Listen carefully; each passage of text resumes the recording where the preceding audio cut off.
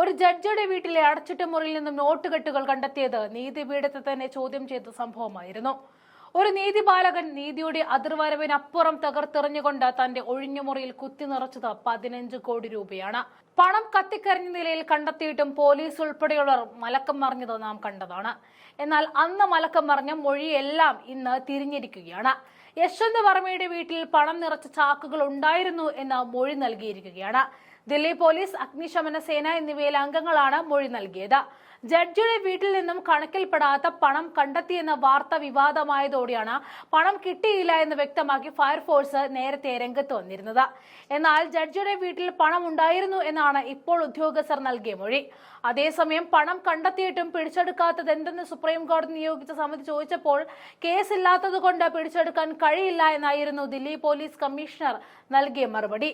Holy ദിനത്തിൽ judge Yashwant വർമ്മയുടെ ഔദ്യോഗിക വസതിയിലുണ്ടായ തീപിടുത്തം അണയ്ക്കാനെത്തിയ ഫയർഫോഴ്സ് ഉദ്യോഗസ്ഥരായിരുന്നു 15 കോടി രൂപ കണ്ടെത്തിയത്.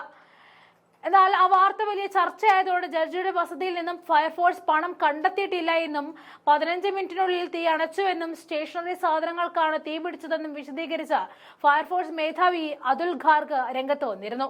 ഔദ്യോഗിക വസതിയിൽ നിന്നും കണക്കിൽപ്പെടാത്ത പണം കണ്ടെത്തിയ സംഭവത്തിൽ സുപ്രീം കോടതി യശ്വന്ത് വർമ്മയ്ക്കെതിരെ ആഭ്യന്തര അന്വേഷണ സമിതി നിയോഗിച്ചിരുന്നു.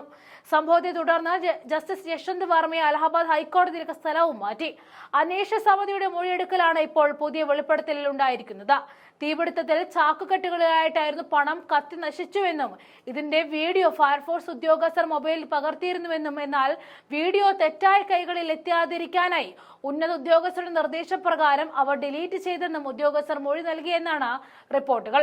സാധാരണ ജഡ്ജിമാർക്കെതിരെയുള്ള അന്വേഷണത്തിന് രഹസ്യ വിവരം സൂക്ഷിക്കാറുണ്ട്. എന്നാൽ എല്ലാ രേഖകളും പ്രസിദ്ധീകരിച്ചായിരുന്നു നടപടികൾ നടന്നത്.